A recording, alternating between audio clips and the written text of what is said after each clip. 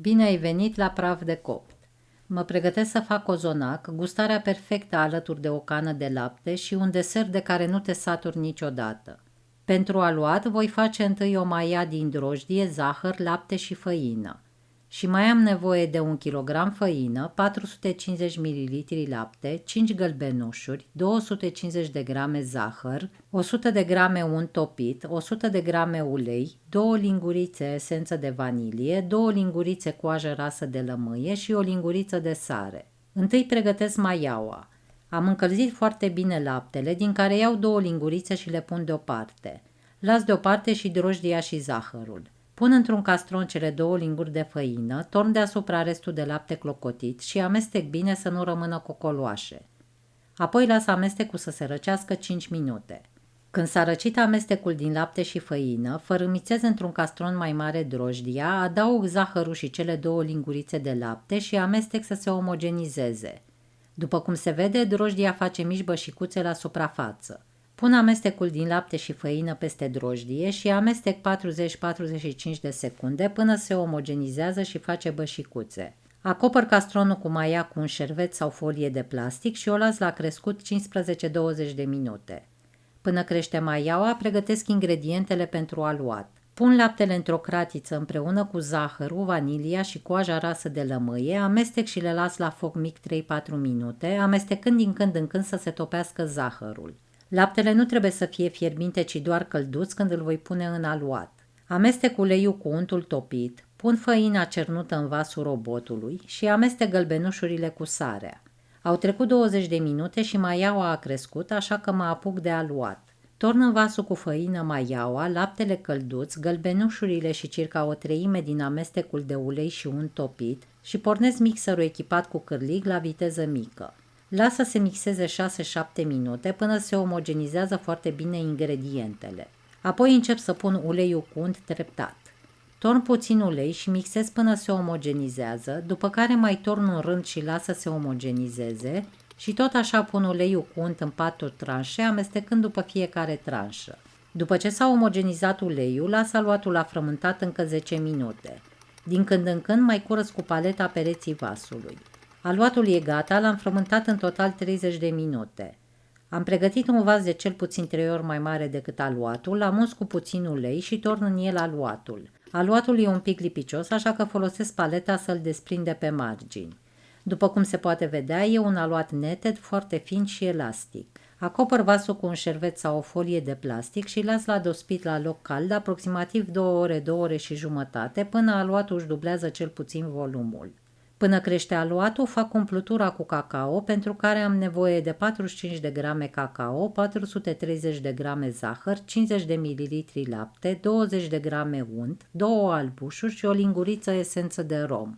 Pun într-o cratiță zahărul și pudra de cacao și amestec. Torn laptele fierbinte, aprind focul la mediu și amestec bine să se omogenizeze. La început compoziția e foarte groasă, dar pe măsură ce amestec se topește zahărul și se mai fluidizează. Las la foc până se înfierbântă bine, amestecând foarte des să nu se lipească. După 8 minute pun untul și amestec.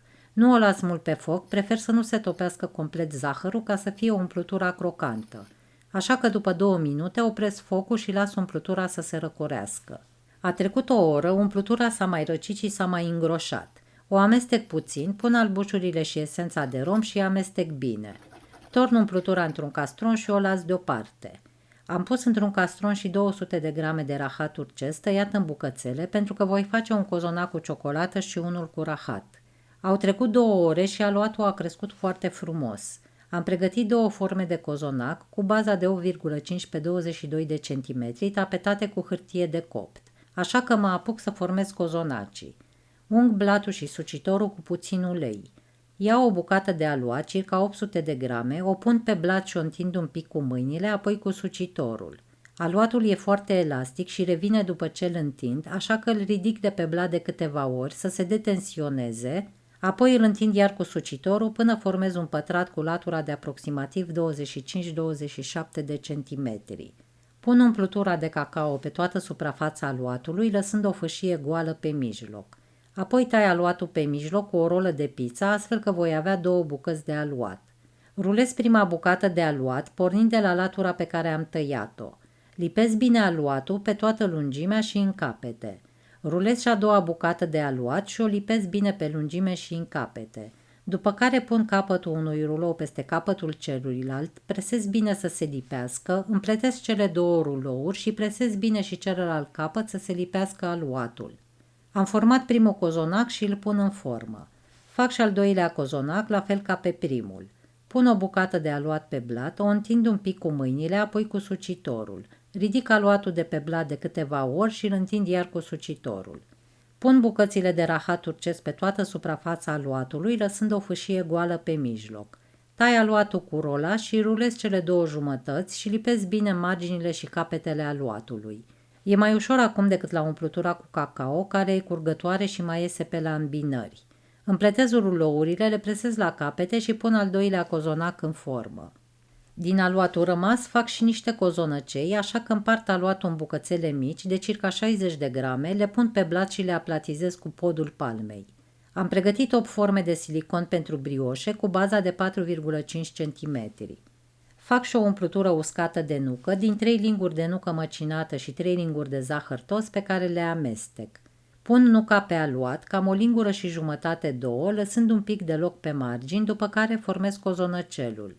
Iau marginile aluatului și le ridic, le strâng și le lipesc deasupra umpluturii, astfel încât umplutura să fie complet acoperită de aluat, după care pun cozonăcelul în forma de silicon. Formele de silicon sunt foarte comode, nu trebuie nici unse, nici tapetate cu hârtie. Fac 4 cozonăcei cu umplutură de nucă și 4 cozonăcei cu umplutura de cacao din care am pus și în cozonacul mare. Umplutura de cacao mi-ar ajunge pentru toți cozonăceii, dar vreau și câțiva cozonăcei cu nucă. Acopăr cozonacii și cozonăceii și îi las la dospit la loc cald 30 de minute.